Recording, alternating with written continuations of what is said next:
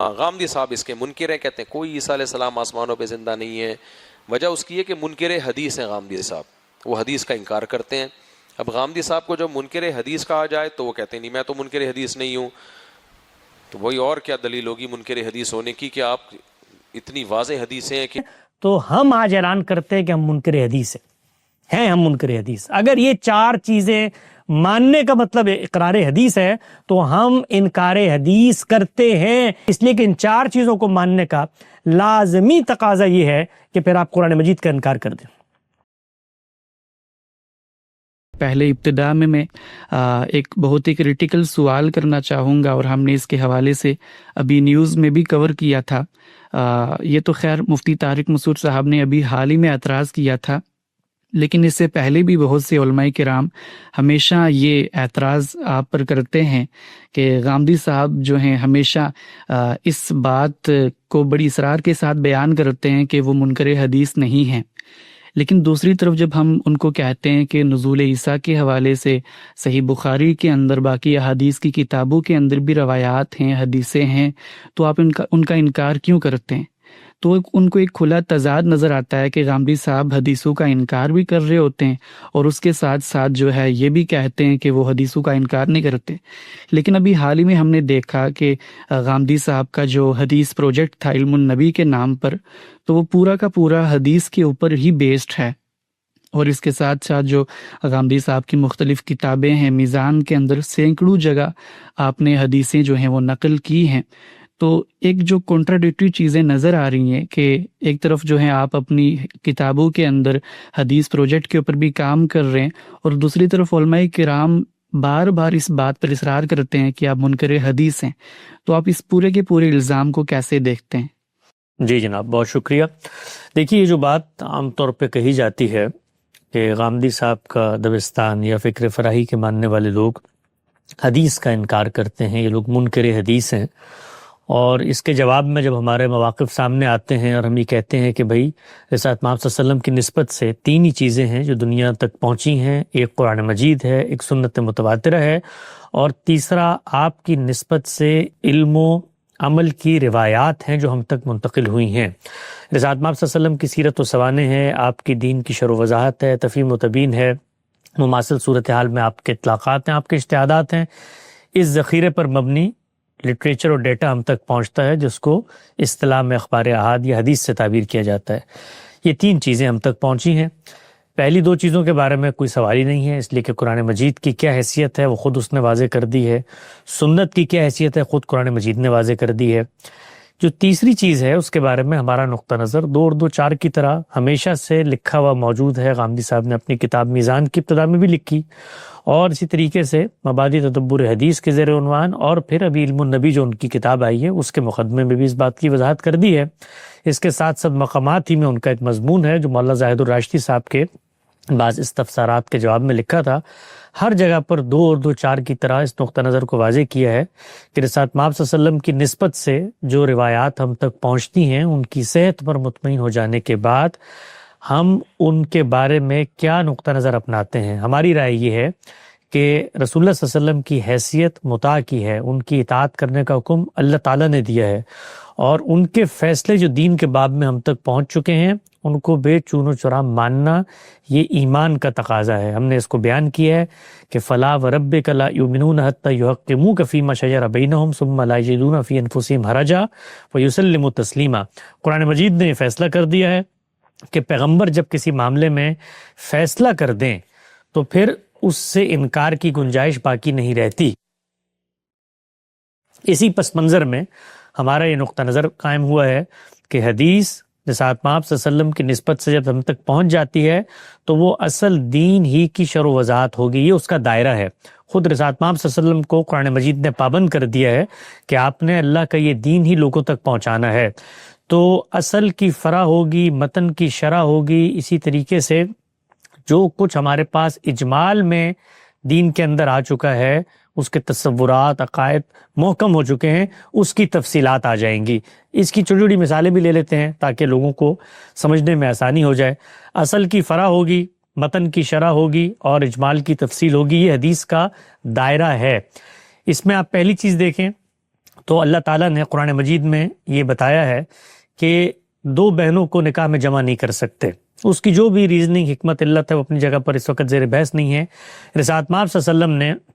اسی اصل چیز کو سامنے رکھ کر اس کی جو حقیقی علت اس میں کار فرما تھی مماثل صورتحال پر بھی اس کا اطلاق فرمایا اور یہ کہا کہ پھوپھی بھتیجی اور خالہ اور بھانجی کو آپ نکاح میں جمع نہیں کر سکتے. یہ جو اصل حکم موجود تھا اسی ہی کی فرع ہے, یعنی اسی پر جو علت وہاں کار فرما تھی اسی علت کا اشتراک کسی نئی مماثل صورتحال پہ دیکھا تو اس پر رسالت مآب صلی اللہ علیہ وسلم نے اطلاق کر کے دنیا کو بتا دیا. متن کی شرح ہوگی, یعنی جو کچھ آپ کے سامنے متن آتا ہے اس متن کے کچھ عقلی یا لسانی مضمرات ہوتے ہیں. دنیا بھر میں جب بھی متون وجود پذیر ہوتے ہیں تو ان متون کے اندر وجود پذیر ہوتے وقت کچھ عقلی اور لسانی مضمرات رکھ دیے جاتے ہیں. وہ عقلی اور لسانی مضمرات تدبر سے, تعقل سے, غور و فکر سے, کلام کو سمجھنے سے, ان کے سیاق کو سمجھنے سے ہمیشہ لوگوں پر واضح ہو جاتے ہیں. یہی کام بعض روایات میں, بہت کم تفسیری روایات منقول ہیں رسالت مآب صلی اللہ علیہ وسلم کی نسبت سے, ان میں آپ نے یہی کام کیا ہے اور اس میں کوئی ایک بھی ایسی مثال نہیں ہے. جو قرآن مجید موجود ہے, جو اس کے عقلی لسانی مضمرات ہیں, اس سے ہٹ کر آپ نے کوئی نئی چیز اس میں بیان کی ہو. اس کی بھی ایک مثال لے لیتے ہیں. مثال کے طور پہ اللہ تعالیٰ نے قرآن مجید میں فرمایا ہے کہ السارق والسارقۃ فاقطعوا ایدیہما, کہ جو چور ہے وہ چوری کرتا ہے مرد یا عورت, ان کے دونوں ہاتھ کاٹ دیے جائیں گے. اب چوری کیا چیز ہوتی ہے, چوری کا فعل کس شخص پہ صادق آتا ہے, یہ جس وقت کلام وجود پذیر ہو رہا تھا تو اس میں کچھ صیغے استعمال ہوئے چور کے, مطلب چور جس نے چوری کی صفت کو بدرجہ اتم اپنے اندر اپنا لیا ہو. اب چوری بالعموم کس چیز کو کہا جاتا ہے, یہ علم اور عقل کے مسلمات ہیں. اسی طریقے سے کلام جب وجود پذیر ہوا تو اس کے اندر یہ عقلی اور لسانی مضمر محذوف تھے کہ کہیں پر آپ کا قلم گرا ہوا ہے, مجھے نہیں پتا چل سکا کس کا ہے, میں نے اٹھا کے جیب میں ڈال لیا, تو کیا اس پہ بھی ہاتھ کٹیں گے؟ تو اسی کو رسالت مآب صلی اللہ علیہ وسلم نے واضح کر دیا کہ نہیں, چوری سے مراد یہ نہیں ہے کہیں کھیت سے گزرتے ہوئے کسی کا امرود توڑ کے تم نے کھا لیا تو اس پہ بھی ہاتھ کٹیں گے, چور ہونا چاہیے اس کو. تو یہ کلام کے عقلی لسانی مضمرات تھے جس کو آپ صلی اللہ علیہ وسلم نے کھول دیا. تیسری چیز کیا ہے, اجمال میں کوئی چیز بیان ہوئی ہے. مثال کے طور پہ قیامت کا پورا تصور, پورا کا پورا عقیدہ قرآن مجید میں بیان ہو چکا ہے. اب اس اجمال کی تفصیلات ہیں, اس اجمال کی تصویر واضح کی گئی ہے, اس کے مصداقات نمایاں کیے گئے ہیں, اس کے شواہد کو پیش کیا گیا ہے. تو اللہ کے پیغمبر کو اللہ تعالیٰ مختلف رویا کے ذریعے قیامت کے اخبار سے آگاہ کرتے تھے. تو مختلف علامات قیامت جو ہیں وہ رسالت مآب صلی اللہ علیہ وسلم کی نسبت سے ہم تک پہنچتی ہیں. تو جس وقت وہ ہم تک پہنچتی ہیں تو نہ کسی عقیدے میں, نہ کسی علم میں, نہ کسی عمل میں مستقل بذات اضافہ کر رہی ہوتی ہیں. وہ اللہ کے رسول کی نسبت سے جب تک ہم تک آتی ہیں تو ہمارا جب اس پر اطمینان ہو جاتا ہے تو ہم اس کو مان لیتے ہیں. یہ حدیث کا دائرہ ہے, یعنی اصل کی فرع, متن کی شرح اور اجمال کی تفصیل, اس سے باہر نہ کبھی حدیث نے کوئی اقدام کیا. جو کچھ ذخیرہ حدیث ہمارے سامنے موجود ہے اس کو اٹھا لیں, 70,000 کے قریب کہتے ہیں روایات ہیں. کوئی ایک روایت, ہمارا مکتبہ فکر اس کے لیے چشم برہ ہے کہ ایک روایت پیش کی جائے جس روایت کے بارے میں رسالت مآب صلی اللہ علیہ وسلم یہ دعویٰ کر کے آ رہے ہوں کہ یہ جو کچھ قرآن مجید نے کہا ہے اصل کی فرع, متن کی شرح اور اجمال کی تفصیل کا دائرہ, اس سے باہر مستقل بذات نیا عقیدہ, نیا عمل میں امت میں اپنی ان اخبار ہاتھ کے ذریعے منتقل کر رہا ہوں. چنانچہ یہی امر واقع ہے اور یہی قرآن مجید کی جو حیثیت اس نے متعین کی ہے, وہ میزان ہے, وہ فرقان ہے, وہ حکم ہے, وہ مہیمن ہے. دین کے معاملے میں وہی حرف آخر ہے, وہی قول فیصل ہے, وہی برہان قاطع ہے, اس کی حیثیت ہے, وہ دین بیان کرے گا. اس نے پھر آگے یہ مقرر کر دیا ہے کہ جو سنت ہے, دین کی عملی روایت پیغمبروں کی تہذیب میں چلتی چلی آ رہی ہے, وہ جا کر پیغمبر سے لو. پیغمبر نے اس کو عمل میں جاری کر دیا, کسی ایک شخص کے اوپر اس کو چھوڑا ہی نہیں کہ وہ آگے منتقل کرے گا اور تاریخ کے ذریعے پہ آئے گا. وہ علم کے انہی قطعی ذرائع سے منتقل ہوئی ہے, جیسے قرآن مجید ہوئی ہے, جیسے سنت متواترہ ہوتی ہے. تو یہاں تک بات بالکل واضح ہے. اب ہم جب یہ بات کہتے ہیں, میں نے گزشتہ دنوں جو ہماری کتاب جس کا آپ نے حوالہ دیا اس کی تقریب رونمائی تھی, اس میں گفتگو کرتے ہوئے ایک جملہ کہا کہ غامدی صاحب نے روایات کی جو شرح کر دی ہے، اب ان کے انکار کے لیے آپ کو قرآن مجید کا انکار کرنا پڑے گا، تو اس سے بھی یہی مراد تھی، کیونکہ جب ہم حدیث کو قرآن کی روشنی میں دیکھ رہے ہیں، حدیث کو قرآن کی اصل کی فرع قرار دے رہے ہیں، حدیث کو قرآن کے متن کی شرح قرار دے رہے ہیں، حدیث کو قرآن کے اجمال کی تفصیل قرار دے رہے ہیں، تو اب جب آپ میرے پاس آ کر کہیں گے کہ فلاں حدیث کو میں نہیں مانتا، تو میرے لیے وہ حدیث مستقل بذات نہیں کھڑی ہوئی، اس کے پیچھے ایک محکم ذریعہ علم ہے قرآن مجید کا، تو پھر آپ کو یہ کہنا پڑے گا کہ پھر میں مثال کے طور پہ قرآن مجید کی بھی اس بات کو نہیں مانتا، اس لیے کہ وہ اسی بات کی شرح و وضاحت ہے، وہ اسی بات کے اجمال کی تفصیل ہے، وہ اسی بات کی تفہیم و تبیین ہے۔ تو یہ پس منظر ہے۔ اس پس منظر کو سننے کے بعد بالکل واضح ہو کے چیزیں اپنی جگہ پہ آ کے بیٹھ جاتی ہیں۔ آپ یہ دیکھیے کہ جب وہ اپنی جگہ پر آ کر بیٹھ گئیں تو پھر غامدی صاحب نے پورے دین کو قرآن و سنت سے اخذ کیا اور بتایا کہ اخبار احاد اس میں کسی عقیدہ و عمل کا اضافہ نہیں کرتی، تاہم اس کے اندر جب فیصلے آ جاتے ہیں، فیصلے کیسے آتے ہیں؟ جن کی میں نے مثال دی، کسی متن کی شرح آ جائے گی تو میرے پاس وہاں متن موجود ہوگا، اس کے اندر وہ عقلی لسانی مضمرات ہوں گے، تو میں کھول کے بتا دوں گا یہ بالکل درست شرح کی ہے، بلکہ رسالت مآب صلی اللہ علیہ وسلم کی نسبت سے تو آتی ہے اور ان کا وہ بے خطا علم ہے۔ اس سب کے باوصف اگر کوئی عالم مجھے بتاتا ہے کہ فلاں آیت سے یہ مراد ہے، تو وہاں پر بھی میں یہی عمل کرتا ہوں اور یہ دیکھتا ہوں کہ بھائی اگر یہ متن کا حوالہ دے رہا ہے تو متن کے اندر اس کو پایا جانا چاہیے۔ تو جس طرح میں وہاں انکار کی پوزیشن میں نہیں ہوتا، تو رسالت مآب صلی اللہ علیہ وسلم کی نسبت سے آنے والی اخبار میں تو بدرجہ عتم انکار کی پوزیشن میں نہیں، اور اس سے آگے بڑھ کے قرآن مجید نے مجھے یہ بتا دیا ہے کہ تم اس بارے میں انکار کر ہی نہیں سکتے، اس لیے کہ فیصلہ وہاں پر رسول اللہ نے کر دیا ہے۔ فیصلہ ہونا چاہیے، فیصلہ آنا چاہیے۔ خود جو ذخیرہ حدیث ہے اس کو ہمارا علم بھی مختلف اقسام میں بانٹتا ہے اور یہ بتاتا ہے کہ فیصلے کیا ہیں، عادات کیا ہیں، سنت عادیہ کیا ہے، سنت خدا کیا ہیں۔ تو دین کے معاملے میں رسالت مآب صلی اللہ علیہ وسلم کی جو شرح و وضاحت ہے، جو رسالت مآب صلی اللہ علیہ وسلم کے فیصلے ہیں، ان کو ماننا مسلمان کے لیے یہ کوئی علم کی بحث نہیں ہے، یہ اس کے مومن ہونے کی بنیادی شرط ہے۔ قرآن مجید نے کہہ دیا ہے کہ خدا کی قسم وہ مومن نہیں ہو سکتا جو پیغمبر کے فیصلوں کو اس طریقے سے نہ مانے۔ تو یہ ہمارا موقف ہے، اس موقف میں ہر چیز اپنی جگہ پر آ کر صحیح بیٹھ جاتی ہے، لیکن اس موقف کو سننے کے باوجود جب ہمارا جو سامنے کا طبقہ ہے، روایتی علم کہیے، روایتی طبقہ کہیے، علماء کرام کہیے،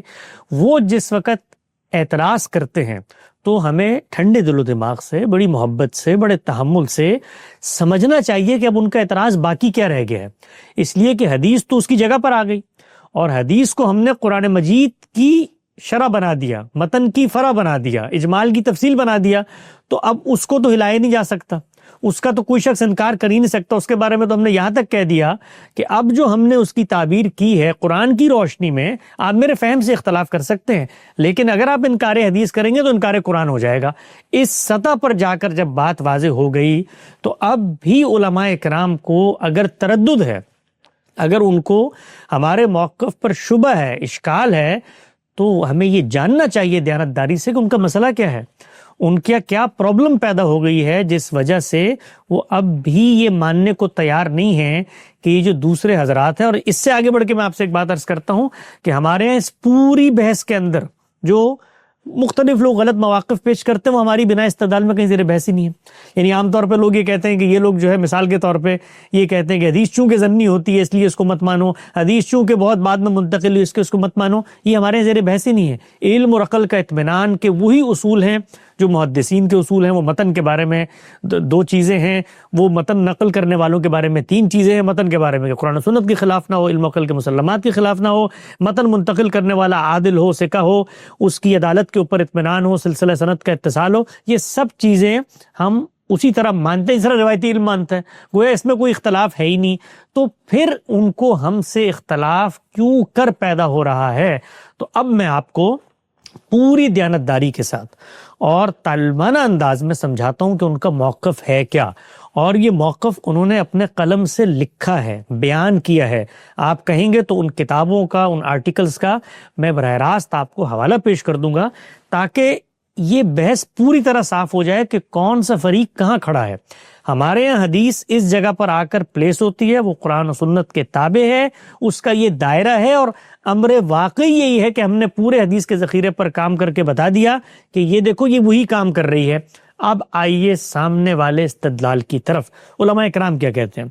علماء کرام 4 باتیں کہتے ہیں. وہ کہتے ہیں کہ حدیث کے بارے میں جب آپ یہ 4 باتیں نہیں مانیں گے اس وقت تک ہم کسی شخص کو اقرار حدیث کرنے کا سرٹیفکیٹ نہیں دیں گے، اور ہم اس پر منکر حدیث کا فتویٰ، لیبل، طنز، تعریض جو بھی کہیں یہ چسپا کرتے رہیں گے. عوام کو اس سے متوحش کریں گے، لوگوں کو اس سے متنفر کریں گے، وہ کہیں گے یہ منکر حدیث ہے. 4 چیزیں ہیں. وہ کہتے ہیں یہ 4 چیزیں، اور میں پھر دوبارہ عرض کر دوں کہ اس میں کوئی ادنا شوشے کا اضافہ میں اپنی طرف سے نہیں کر رہا. یہ ان کا لکھا ہوا موقف ہے، میں صرف اس موقف کو بیان کر رہا ہوں تاکہ آپ کے سامنے دونوں طرف کے دلائل آ جائیں. تو وہ یہ کہتے ہیں کہ پہلی چیز، اس وقت تک ہم تمہیں منکر حدیث کہیں گے جب تک تم اس پہلی چیز کو نہ مانو. وہ پہلی چیز کیا ہے؟ وہ پہلی چیز وہ یہ کہتے ہیں کہ قرآن مجید کے اندر بہت ساری ایسی اصطلاحات، الفاظ استعمال ہوئے ہیں جو مجمل مفتقر الی البیان ہیں. اس کا مطلب کیا ہوتا ہے؟ اس کا مطلب یہ ہوتا ہے کہ قرآن نے ایک لفظ استعمال کیا لیکن اس کا جو مخاطب ہے وہ اس لفظ سے واقف نہیں ہے، وہ اس لفظ کی حقیقت کو، اس کے مصداق کو، اس کے تصور جو اس لفظ کو سن کے پیدا ہوتا ہے، اس کے مفہوم کو جاننے سے قاصر ہے. مفتقر الی البیان کا مطلب ہے وہ محتاج ہے کہ اس لفظ کو واضح کیا جائے، اس لفظ کی تفسیر کی جائے. تو علماء کرام یہ کہتے ہیں کہ قرآن مجید میں بے تحاشا ایسی چیزیں ہیں جن کو جب قرآن مجید نے استعمال کیا، جس وقت وہ پیغمبر کی زبان سے اپنے مخاطبین کے لیے نکلی، تو وہ لوگ اس کی حقیقت سے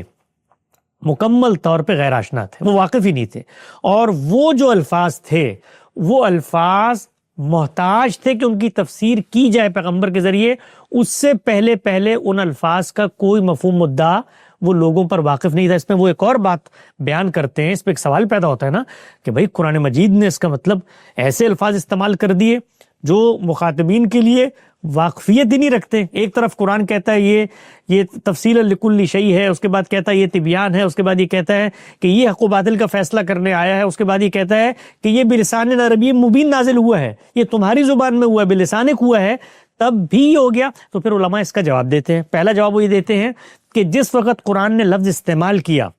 اور مجھ تک پہنچا، پیغمبر نے کہا بھائی اقم الصلاۃ یا حج البیت، یہ لفظ اس نے استعمال کیے تو مجھے نہیں پتا تھا اس کا کیا مراد ہے. تو جب تک پیغمبر نے مراد واضح نہیں کی، وہ یہ کہتے ہیں کہ یہ مومنین کا ابتلا تھا کہ وہ بغیر سمجھے، ظاہری بات ہے جس وقت پیغمبر نے آیت پڑھی ہوگی، آیت کا سلسلہ جاری ہوا ہوگا تو کچھ تفسیر میں کوئی وقت آیا ہوگا نا، کوئی فرق آیا ہوگا، چلو 1 سیکنڈ ہی کا فرق آیا ہو تو اس 1 سیکنڈ میں کیا کرنا تھا. تو وہ کہتے ہیں کہ اس 1 سیکنڈ میں اللہ نے آپ کو ابتلا میں، آزمائش میں ڈال دیا تھا کہ بغیر سمجھے، بغیر جانے، بغیر اس تصور کو اپنے اندر تسلیم کیے کہ صلاۃ سے کیا مراد ہے، زکوٰۃ سے کیا مراد ہے، حج سے کیا مراد ہے، صوم سے کیا مراد ہے، اس کو مان لو، یہ تمہارا ابتلا ہے، آزمائش، امتحان ہے. تو یہ پہلی بات وہ کرتے ہیں. اور پھر دوسری بات وہ یہ کرتے ہیں کہ یہ جو تصورات بیان ہوئے ہیں، ان تصورات کو پھر رسالت مآب صلی اللہ علیہ وسلم نے بیان کیا، سمجھایا کہ یہ وہ مجمل مفتقر الی البیان ہے جس کی ہم شرح و وضاحت کر دیتے ہیں، اس کے بعد وہ تمہیں سمجھ میں آئیں گے. تو ہمارے علماء اکرام یہ کہتے ہیں کہ اگر آپ اس پہلے تصور کو نہیں مانتے کہ قرآن مجید کے اندر ایسے الفاظ ہیں جو مجمل مفتقر الی البیان ہیں، جو شرح و وضاحت تفسیر کے محتاج ہیں، اور حدیث ان کی شرح و وضاحت اور تفسیر کرتی ہے، اس سے پہلے قرآن یہ کام نہیں کرتا، اگر آپ یہ پہلی چیز نہیں مانتے تو آپ منکر حدیث ہیں. یہ ان کا موقف ہے پہلے نقطے کے بارے میں. 4 نکات ذہن میں رکھیے گا، ایک ایک کو ساتھ ساتھ لے کے چلیں گے. اس پہلے نقطے کی چند مثالیں بھی لے لیں. مثال کے طور پہ قرآن مجید میں آئے حج کا ذکر، تو وہ یہ کہتے ہیں کہ حج تو عربی زبان کا ایک لفظ ہے، اس کا مطلب ہوتا ہے قصد کرنا. حج سے شریعت میں کیا مراد ہے؟ یہ مفتقر الی البیان ہے، یہ محتاج تعویل ہے، محتاج بیان ہے، یعنی اس کو سمجھایا جائے گا. زکوٰۃ لفظ آ گیا ہے، پتہ نہیں کیا ہے، یہ مفتقر البیان ہے۔ تو یہ تصور ہے ان کا حدیث کے بارے میں کہ پہلے قرآن کو مجمل مانو مفتقر البیان، اور پھر حدیث کو جب تک بیان تفسیر نہیں مانو گے اس وقت تک ہم تمہیں منکر حدیث کہیں گے۔ اس پہلے نقطے پر ایک ایک لفظ کا تبصرہ کرتے کرتے میں آگے بڑھتا چلا جاتا ہوں۔ ہمارے نزدیک قرآن مجید میں کوئی ایک چیز بھی مجمل مفتقر الی البیان نہیں ہے۔ قرآن مجید جب یہ کہتا ہے روزہ رکھو، تو روزہ کیا ہے؟ یہ پیغمبر نے جاری کر دیا ہے۔ روزہ کیا ہے؟ قرآن مجید کہتا ہے یہ تم پر اسی طرح فرض کیے گئے جیسے تم سے پچھلے لوگوں پہ فرض کیے گئے تھے۔ ان کے اندر جو ترمیم اضافہ کرنا وہ پیغمبر کی ذات کر کے جاری کر چکی ہے۔ آپ روزے ہی کی آیات کو دیکھیے نا کہ قرآن مجید روزے کا کہیں بھی ابتدائی حکم دے ہی نہیں رہا، بلکہ وہ یہ کہہ رہا ہے ایام معدودات، ابھی تم جانتے ہو کہ کون سے دن ہیں جن میں روزہ رکھا جاتا ہے، پیغمبر جاری کر چکا ہے۔ نماز کا کہیں پر بھی قرآن مجید ابتدائی پہلا حکم نہیں دے رہا کہ آؤ آج سے نماز فرض کر دی گئی ہے، پیغمبر نے جاری کر دی ہے۔ تو نماز سے لوگ واقف ہیں، نماز لوگ پڑھ رہے ہیں، حج لوگ کر رہے ہیں، یہاں تک کہ رسالت مآب صلی اللہ علیہ وسلم نبوت سے پہلے حج کر رہے ہیں۔ قرآن مجید یہ بتاتا ہے کہ ابراہیم علیہ السلام کو حج کے مناسک سکھائے گئے، یہ حج وہاں پر ہمیشہ سے جاری ہے۔ تو جس وقت قرآن مجید نے حج کا لفظ استعمال کیا تو اہل عرب کے لیے وہ قصد کے معنی میں تھا، وہ جانتے تھے، وہ جو قبیلہ وہاں پر موجود تھا قریش کا، ان کے 12 ڈپارٹمنٹس تھے جو حاجی ہوئی کی خدمت پہ مامور تھے، تو حج ان کے لیے واقف تھا، روزہ ان کے لیے واقف تھا، نماز ان کے لیے واقف تھی، زکوٰۃ ان کے لیے واقف تھی۔ یہ سب چیزیں خود پیغمبر صلی اللہ علیہ وسلم کو آپ دیکھیے کہ وہ قرآن کے نزول اور نبوت سے پہلے اعتکاف کرنے کی غرض سے گئے ہوئے ہیں، تو اعتکاف بھی واقف تھا۔ ہر چیز ہو رہی ہے، نماز ہو رہی ہے حرم کے اندر، اس کے اندر اگر کوئی بدعات تھیں، اس کے اندر اگر کوئی خرافات تھیں، تو وہ سب چیزیں پیغمبر کی ذات نے الگ سے ٹھیک کر کے جاری فرما دی ہیں سنت میں۔ لہذا قرآن مجید جس وقت کسی اصطلاح کو بیان کرتا ہے، یہ بات ذہن میں رکھیں کہ اصطلاح اس وقت تک بن ہی نہیں سکتی جب تک اس کا مصداق خارج میں نہ پایا جائے، ورنہ تو پھر قرآن مجید کو یہ کہنا تھا کہ آؤ بھائی میں بتاتا ہوں صلاۃ کے تو 6 معنی ہوتے ہیں، تو میں جس صلاۃ کو ذکر کر رہا ہوں اس کے یہی افکار و اعمال ہیں۔ یہی وہ مسئلہ ہے پھر جو علماء کو پیش آیا کہ قرآن مجید صلاۃ کا ذکر کر رہا ہے اور صلاۃ تو کوئی موجود ہی نہیں ہے قرآن میں، تو اب ہم یہ کہتے ہیں کہ قرآن میں جب صلاۃ بیان ہوئی تو وہ مجمل مفتقر البیان تھی، اس کا معنی کسی کو نہیں پتا تھا۔ یہ حدیث ہے جس نے آ کر ہمیں بتایا کہ نماز ہوتی کیا ہے، تو پھر ہم اس پہ کہتے ہیں کہ ذرا وہ حدیث بھی لے آؤ، وہ لے آؤ ذخیرہ جس کے اندر قرآن مجید کے اس مجمل مفتقر البیان کے بعد رسول اللہ صلی اللہ علیہ وسلم نے فرمایا ہو آؤ لوگوں میں آج تمہیں نماز پڑھانا سکھاتا ہوں، وہ ایک ہی روایت لے آئے جس سے پوری نمازی نکال کے دے دیں، تو یہ امر واقعی کے بھی خلاف ہے۔ یہ پہلی بات۔ دوسری بات علماء اکرام یہ فرماتے ہیں کہ جس وقت تک آپ حدیث کو قرآن مجید کی جو ہدایت قرآن مجید نے دی ہے اس کے اندر اگر وہ عام ہدایت تھی تو اس کی تخصیص، اس کو محدود کر دینا، اس کے اندر کوئی شرط حد عائد کر دینا، اس کو خاص کر دینا، یا وہ کوئی خاص آیت تھی اس کی تعمیم، یہ نقطہ نظر آپ حدیث کے ذریعے کرنے پر آمادہ نہیں ہیں، تو پھر ہم آپ کو منکر حدیث کہیں گے۔ مثال دیتا ہوں اس کی۔ مثال یہ ہے کہ قرآن مجید نے کہا کہ بھائی زانی مرد ہو یا عورت، وہاں پر لفظ استعمال کیا الزانی والزانیہ، زانی مرد ہو یا عورت اگر وہ زنا کا ارتکاب کرتے ہیں تو ان کے اوپر 100 کوڑوں کی سزا کا نفاذ کیا جائے گا، یہ قرآن مجید نے بیان کر دیا۔ علماء کرام یہ کہتے ہیں کہ آپ کو ہم منکر حدیث کہیں گے اگر آپ قرآن کی بنیاد پر یہ اصرار کریں کہ قرآن مجید نے تو بغیر کسی شرط کے، بغیر کسی تخصیص، بغیر کسی تعدید، بغیر کسی ترمیم، بغیر کسی اضافے کے یہ بات بیان کی ہے کہ بھائی زانی مرد ہو رہا تو اس کے ساتھ یہ معاملہ ہوگا، تو اگر آپ یہ بات قرآن کی بنیاد پہ مانتے ہیں کہ قرآن یہ کہتا ہے تو ہم آپ کو منکر حدیث کہیں گے، اس لیے کہ قرآن مجید جو بھی کہتا ہو وہ یہ کہتا ہو کہ من بعد وصیتن کا جو لفظ ہے وہ بغیر کسی شرط کے استعمال کرتا ہو۔ آپ نے اگر قرآن کی بنیاد پہ دعویٰ کیا نا کہ قرآن مجید نے تو بات کو واضح کر دیا ہے، گویا قرآن مجید قطعی الدلالہ ہے، وہ اپنی بات کو پورے وضوح سے بیان کرتا ہے، تو پھر ہم آپ کو منکر حدیث کہیں گے، اس لیے کہ ہم یہ سمجھتے ہیں، علماء کرام یہ کہتے ہیں ہم یہ سمجھتے ہیں کہ حدیث کے ذریعے سے ہم قرآن مجید کے اندر ترمیم بھی کریں گے، اس کی تخصیص بھی کریں گے،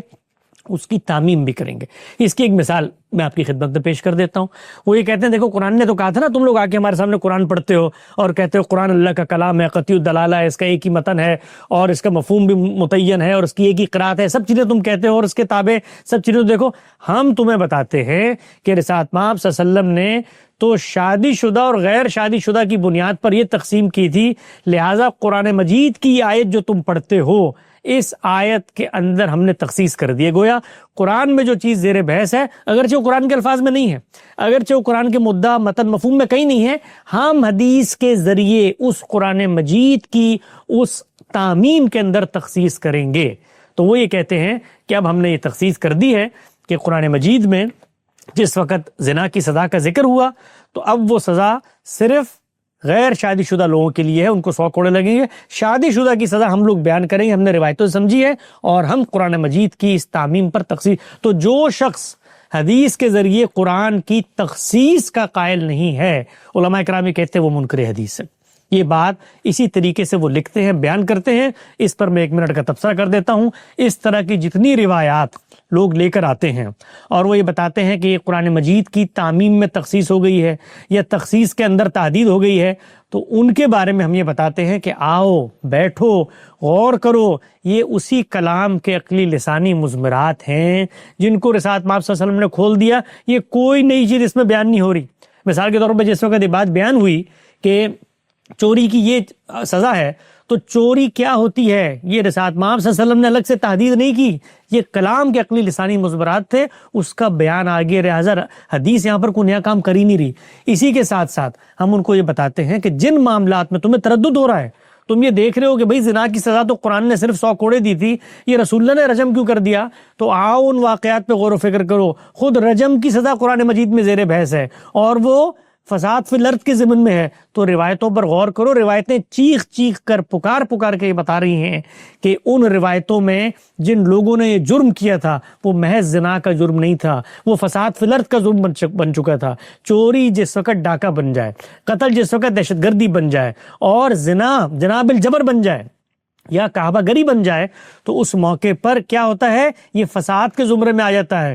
تو رسول اللہ صلی اللہ علیہ وسلم نے 2 سزاؤں کا اطلاق کیا ہے، فساد کی سزا بھی دی ہے اور 100 کوڑے بھی مارے ہیں۔ تو تم لوگ ہم سے یہ مطالبہ کرتے ہو کہ قرآن مجید کو ایک طرف رکھ دو اور حدیث کے ذریعے اس کے اندر تبدیلی کر دو، تو اب جب تک یہ تبدیلی نہیں کرو گے تو ہم تمہیں منکر حدیث سمجھیں گے۔ یہ علماء کا دوسرا استدلال ہے۔ تیسرا استدلال ان کا یہ ہے کہ جو کچھ قرآن مجید بیان کر رہا ہے وہ الفاظ میں ہے، ظاہری بات ہے، الفاظ کا ایک مفہوم ہے، مدعا ہے، معنی ہے، جملہ ہے، اس کی تالیف ہوگی، اس کا سیاق و سباق ہوگا، اس سے ایک مفہوم برآمد ہوگا۔ مثال لے لیتے ہیں، قرآن مجید نے کہا کہ اشہر حرم کی پابندی تم پر لازم ہے، یعنی عربوں کے ہاں 4 ایسے، اور دین ابراہیمی کی روایت میں ہمیشہ سے 4 ایسے مہینے تھے جن کے اندر قتال کی ممانعت تھی تاکہ لوگ حج کر سکیں، عمرہ کر سکیں۔ یہ قرآن مجید نے یہ کہہ کر واضح کیا کہ تم ان کے اندر تبدیلیاں کرتے ہو، تم ان کے اندر تغیر کرتے ہو۔ یہ ہم آج واضح کر رہے ہیں کہ اشہر حرم کی حرمت برقرار ہے اور تم نے اس کی پاسداری کرنی ہے، مسلمانوں کو قیامت تک اس کا پابند کر دیا رسول اللہ نے۔ قرآن مجید واضح ہے۔ علماء اکرام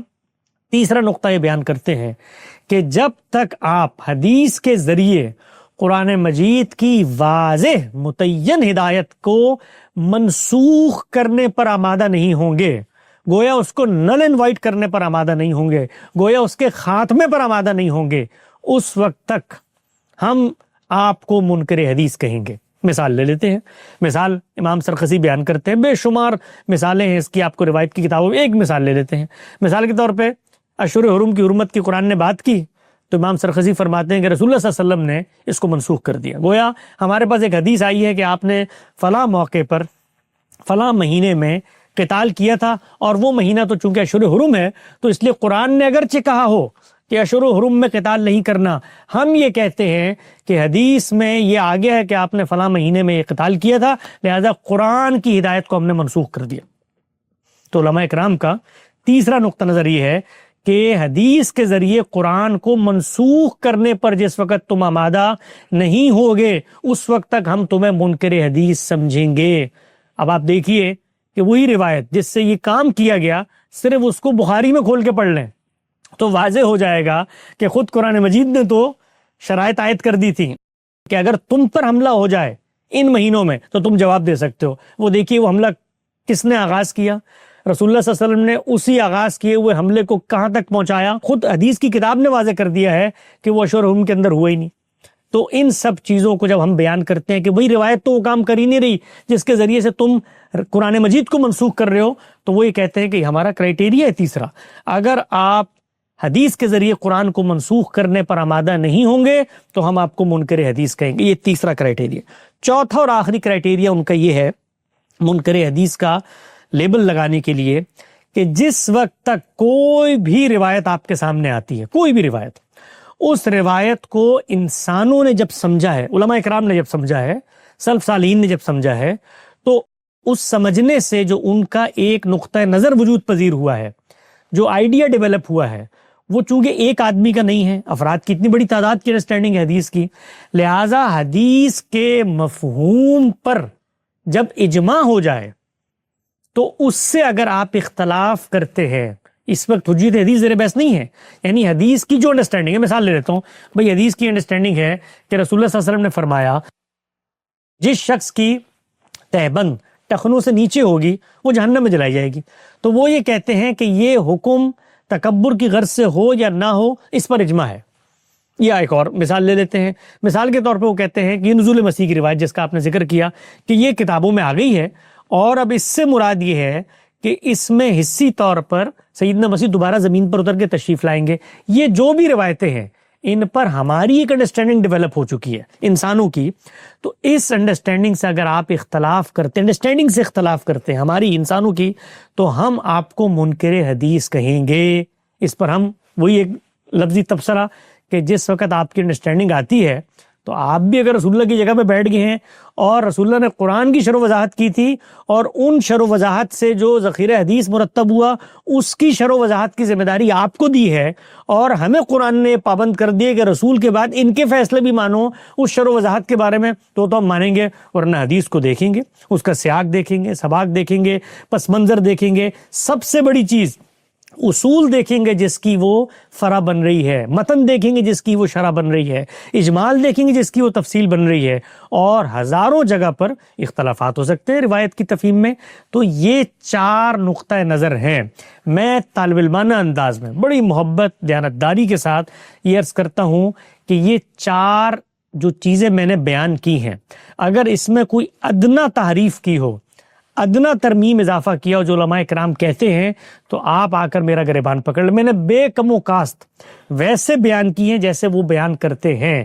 یہ 4 چیزیں وہ یہ کہتے ہیں کہ جب تک نہیں مانو گے اس وقت تک ہم تمہیں منکر حدیث کہیں گے. میں اس کے جواب میں ایک جملہ عرض کرتا ہوں کہ یہ 4 چیزیں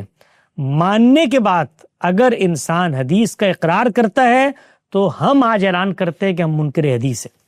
ہیں، ہم منکر حدیث. اگر یہ 4 چیزیں ماننے کا مطلب اقرار حدیث ہے تو ہم انکار حدیث کرتے ہیں. اس پس منظر میں اگر یہ 4 چیزیں ماننا ہے انکار حدیث تو پھر ہم منکر حدیث ہیں. اس لیے کہ ان 4 چیزوں کو ماننے کا لازمی تقاضا یہ ہے کہ پھر آپ قرآن مجید کا انکار کر دیں، پھر آپ یہ مان لیں کہ قرآن مجید اصل نہیں ہے، قرآن مجید اختلافات کا فیصلہ کرنے نہیں آیا، حق و باطل کے لیے وہ میزان نہیں ہے، وہ فرقان نہیں ہے، وہ مہیمن نہیں ہے، سلسلہ وحی کو اس پر پرکھ کے نہیں دیکھا جائے گا. پھر آپ کو یہ ماننا پڑے گا کہ قرآن مجید قطعی الدلالہ نہیں ہے. پھر آپ کو یہ ماننا پڑے گا کہ اس کے متون کے اندر بھی بے شمار اختلافات ہیں، اس کی قرات کے اندر بھی بے شمار اختلافات ہیں. پھر آپ کو یہ ماننا پڑے گا کہ اس کے اندر متشابہ آیات بھی ہیں، اس کے اندر مجمل مفتقر البیان بھی ہے، اس کے اندر اتنی چیزیں ہیں جو انسانوں کو پتہ ہی نہیں تھی اللہ تعالیٰ نے کہہ دی. پھر آپ کو یہ ماننا پڑے گا کہ وہ اصل نہیں ہے، روایات فیصلہ کن درجہ رکھتی ہیں. اگر یہ مفہوم ہے تو اس پر اعلانیہ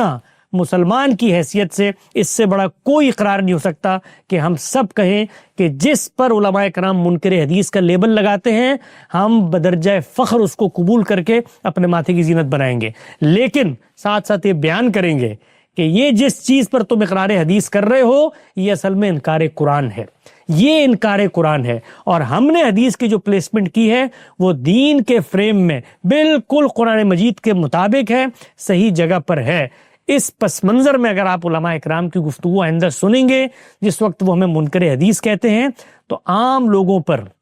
دو چار کی طرح یہ بات بالکل واضح ہو جائے گی کہ کون سا فریق کس موقف کے ساتھ کہاں کھڑا ہے۔